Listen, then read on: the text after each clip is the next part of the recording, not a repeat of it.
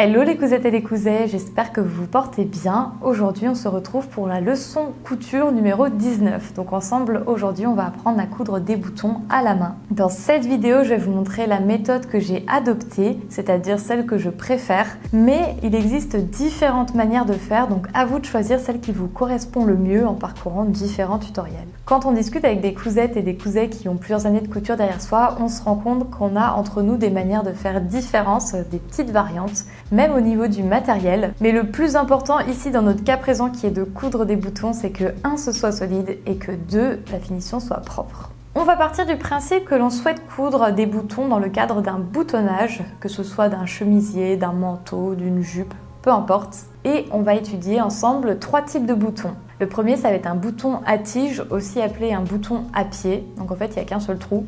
Ensuite, on va voir comment coudre un bouton à 2 trous. Et enfin, comment coudre un bouton à 4 trous. Je vous laisse maintenant avec la partie tuto.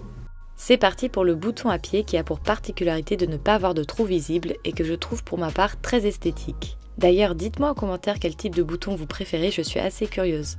On commence toujours de la même manière en se munissant d'une aiguille et d'un fil au bout duquel on fait un nœud.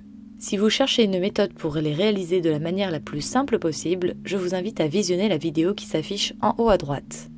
Pour ma part, j'aime bien travailler avec un fil simple, mais vous pouvez doubler votre fil si vous êtes plus à l'aise.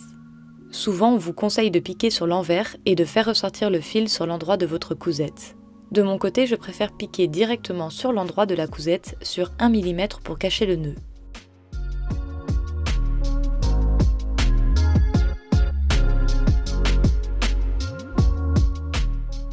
Ensuite, on passe l'aiguille dans le trou du bouton.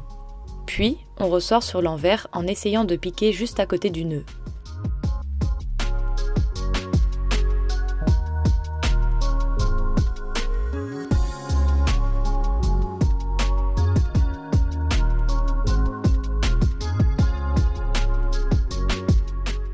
On essaye de repiquer au même endroit pour refaire passer l'aiguille de l'autre côté et on en profite pour la passer dans le trou du bouton.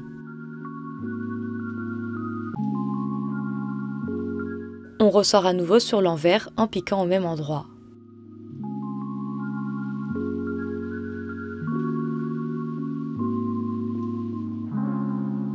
On répète ces opérations plusieurs fois, à savoir quand on passe sur l'endroit, on passe aussi à travers le bouton. Quand on passe sur l'envers, on pique simplement. En général, je passe 5-6 fois.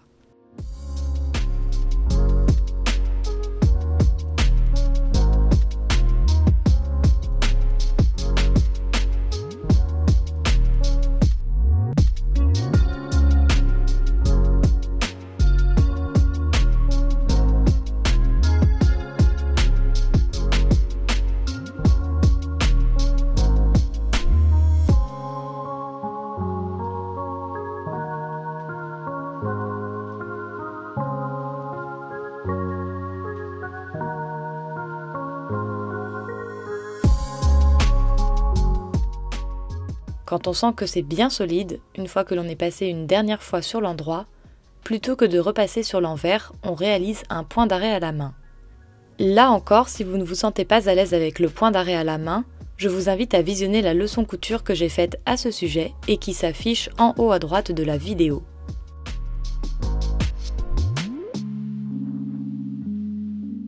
Voilà ce que ça donne.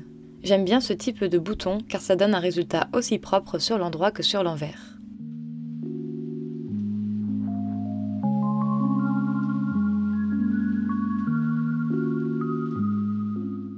On continue avec le bouton à 2 trous. Le principe est le même. On pique sur l'endroit sur 1 cm. On passe l'aiguille de l'envers à l'endroit d'un des trous du bouton et on ressort par le deuxième trou avant de repasser sur l'envers du tissu. Pour ce type de bouton, certains utilisent la technique de l'aiguille ou de l'allumette pour créer du jeu qui permettra de constituer une tige en fil par la suite. Cette tige est indispensable par exemple lorsque l'on coud des boutons à un manteau à cause de l'épaisseur de la boutonnière. Grâce à cette tige, le bouton aura suffisamment de jeu pour ne pas tirer et tiendra mieux dans le temps. La technique de l'aiguille ou de l'allumette consiste à glisser l'une ou l'autre sous le fil entre les 2 boutons. Pour ma part, je ne l'utilise jamais, un peu par flemme et parce que je ne vois pas vraiment l'utilité. En soi, il suffit de penser à laisser un peu de mou quand on coud. Ensuite, on ressort sur l'endroit du tissu par un trou et on repasse sur l'envers par l'autre trou et ainsi de suite 5-6 fois.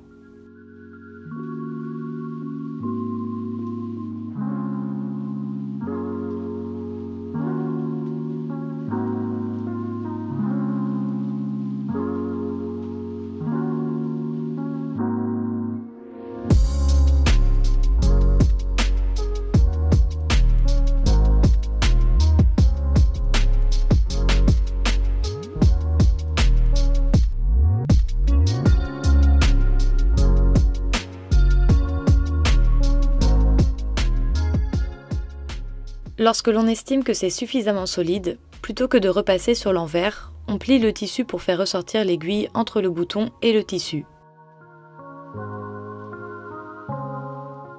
On réalise plusieurs tours pour constituer la tige en fil et on réalise un point d'arrêt à la main.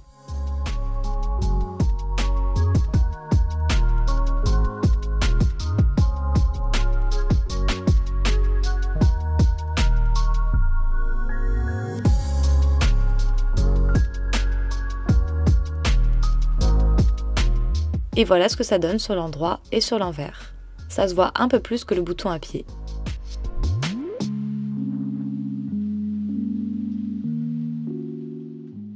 Pour le bouton à 4 trous, ce sera la même méthode que pour le bouton à 2 trous, si ce n'est qu'il y en a 4.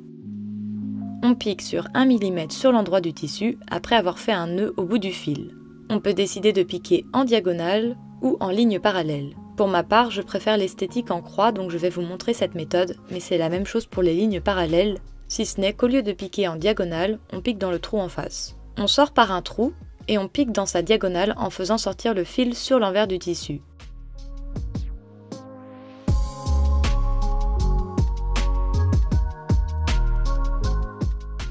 Là encore, on peut utiliser la technique de l'aiguille et de l'allumette.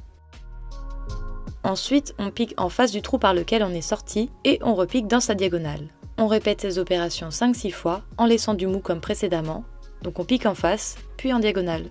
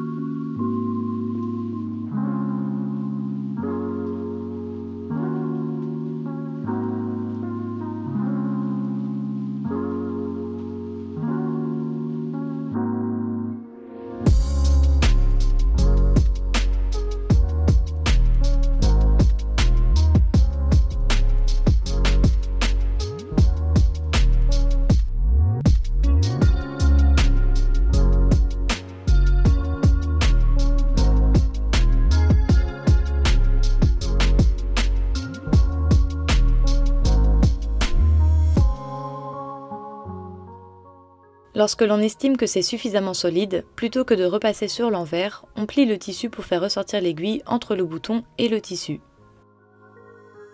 On réalise plusieurs tours pour constituer la tige en fil et on réalise un point d'arrêt à la main.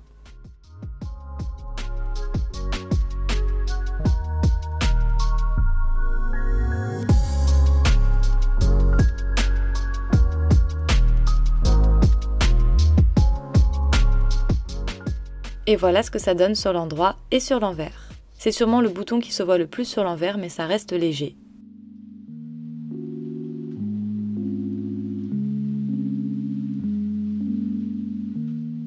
Et voilà, cette leçon couture est terminée. J'espère de tout cœur qu'elle vous aura été utile. Si c'est le cas, vous pouvez liker la vidéo, la partager. Et puis si ce n'est pas déjà fait, vous pouvez vous abonner à ma chaîne sans oublier d'activer la cloche pour recevoir une notification quand mes vidéos sortent. Vous pouvez également me rejoindre sur Instagram où je poste mon actualité de cousettes et sur les différents réseaux sociaux que j'utilise, à savoir Facebook, Pinterest et TikTok. Je vous retrouve très vite pour de nouvelles vidéos et en attendant, je vous souhaite une très bonne couture.